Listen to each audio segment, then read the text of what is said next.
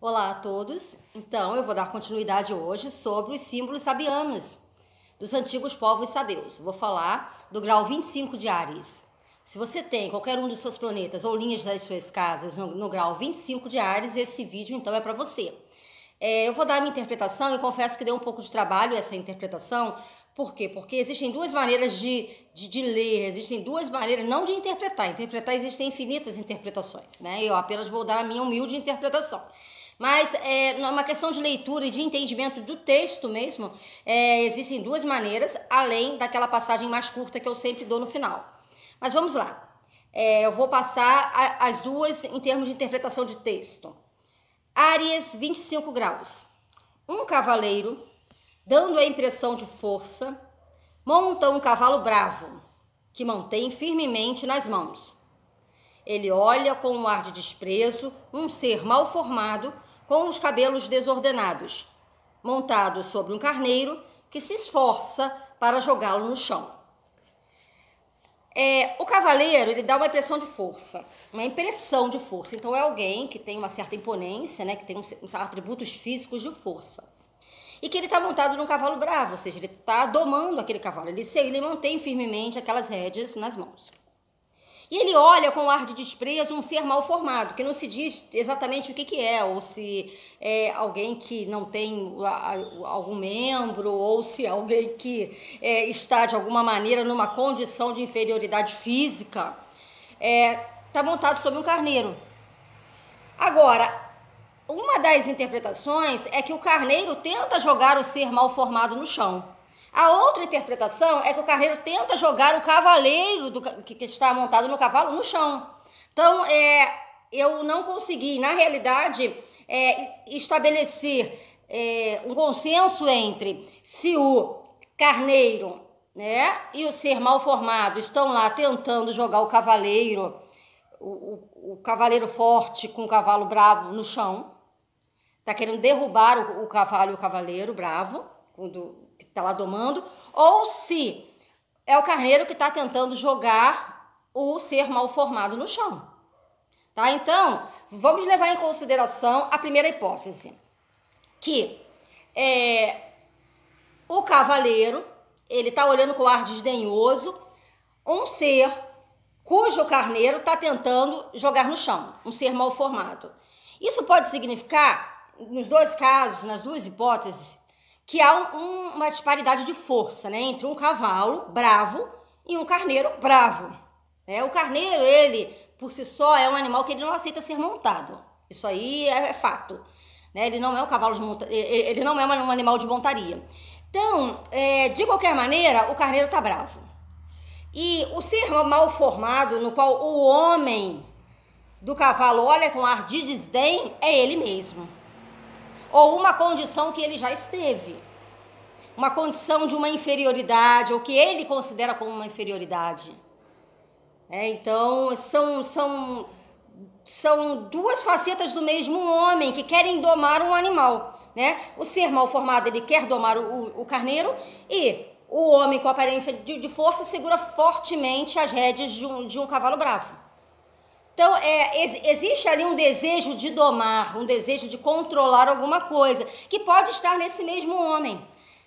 Agora, o fato do homem que tem esse ar de superioridade, né? Porque ele está montado num cavalo bravo, e ele tem essa ideia, ele passa essa ideia de força, ele olha com desdém esse ser mal formado, ou seja, ainda não há nenhum consenso de que tipo de ser é esse. Mas ele olha com desdém para esse ser.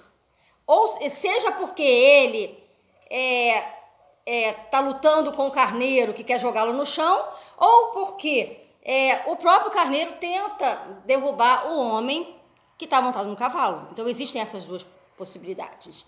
E essas duas possibilidades, elas têm aí uma diferença entre elas. Né? Se é o carneiro, se é o ser mal formado que tenta derrubar o cavaleiro, isso pode indicar uma não submissão em relação a valores de bem. Por quê? Porque o carneiro representa elementos do bem, elementos, o animal em si é o instinto, tanto o cavalo quanto o carneiro. Mas o carneiro ele tem uma conotação de bem, que não aceita ser domado. O bem ele não aceita ser corrompido. Então, quando o ser mal formado ele tenta dominar o carneiro, ele de alguma forma, o bem não aceita ser dominado nem pelo ser mal formado, assim como não aceita esse olhar de desdém ou essa superioridade do homem que está no cavalo. Então, de qualquer maneira, há uma disparidade de força, mas uma não submissão ao mal. E também isso pode indicar em que a pessoa que tem um aspecto, ela pode viver em duas situações. Ela pode ter chegado numa condição de força em que ela olha com desdém quando uma pessoa se esforça para dominar os seus instintos, ou quando uma pessoa se esforça para dominar a sua natureza. Seja numa condição inferior ou numa condição superior, a pessoa tem aí uma necessidade de ter um controle sobre os seus instintos, mas não um domínio. Então, assim, existe um domínio dos instintos, não no sentido de derrotar os instintos, mas no sentido de exercer uma superioridade sobre a sua vida instintiva. Então, são bem diferentes as passagens, né? Se é o carneiro que quer derrubar o homem que está montado a cavalo, existe aí uma disparidade de forças, mas ao mesmo tempo uma rivalidade entre duas condições de vida que são muito diferentes. Agora, se é o carneiro que tenta derrubar o homem mal formado e o cavaleiro olha essa cena com desdém, isso pode indicar em que ele já esteve numa condição de inferioridade e ele venceu. E hoje ele é um cavaleiro, ele traz uma impressão de força e ele meio que nega uma condição inferior de existência ou uma condição inferior de existência no sentido de que, obviamente, ele vai ser derrubado porque o carneiro não aceita ser montado.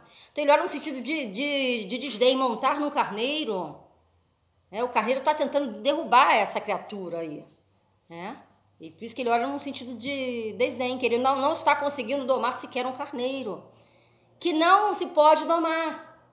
O carneiro como um aspecto instintivo do homem. Não se pode domar uma condição que ela é inata, ela é natural do ser humano. Então é complexa, essa passagem é bem complexa, por quê? Porque ela dá margem a duas interpretações, duas leituras, interpretação de texto mesmo, né? Se é o carneiro que quer tentar derrubar o homem, o cavaleiro, como que mostrando assim, o bem contra o mal, né? Ou então um não se deixar abater, ainda que eu não tenha os atributos ou as armas necessárias, eu não vou me deixar abater, porque o cavalo é bravo, né? É bravo, e o cavaleiro ele está lá também segurando as rédeas de qualquer maneira. Tá? De qualquer maneira, ele está lá com força, segurando as rédeas, assim como o ser mal formado também tá lá no seu carneiro. Um carneiro que está lutando, que está se esforçando, ou para derrubar o ser mal formado, ou para derrubar o cavaleiro.